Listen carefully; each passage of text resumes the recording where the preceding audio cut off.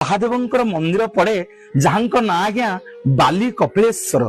तृतीया जुगर कथा प्रभु रामचंद्र आसिले ये पुरी कोणार्क बाटरे माँ रामचंडी की स्थापन करी जेते शिवलिंग को स्थापन कले ये प्रभु आराधना करी स्वयं शिवलिंग को छाड़ी दे चली गले। अनेक दिन बीतीगला गोटे उई हुंकाटे से गोटे गौड़े गाई चलू थाए कपिला बोली गोटे गाई आसी आज्ञा ये प्रत्येक दिन क्षीर दिए। प्रभु नागसाप हुई प्रत्येक दिन ये कपिला गाई क्षीर खाती। दिने गौड़ देखीदेला गोटे शाबल साहाଯ୍ୟରେ से उई हुक्का को मारिदेला जे से शाबल चिन्ह एबे भी आज्ञा से प्रभुंकर लिंगरे अच्छी एवं कपिला गाईर खुरार चिन्ह एबे भी गले आपण माने बाली कपिलेश्वर पाखरे देखिबे।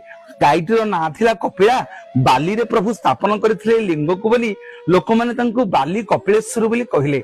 गौड़र माड़रे आज्ञा से गाईटीर मेरु हाड़ भांगी जाइथिला सबुआडे हुरी पड़ी गला। गौड़ दिने शिवं को प्रार्थना कला प्रभु हे बाली कपिलेश्वर आपण यदि प्रत्यक्ष महादेव होइथिबे मो कपिला गाईर हाड़ को भल कर देबे। सत को सत आज्ञा से कपिला गाईर हाड़ मन को मन 21 दिन भितर जोड़ी गला।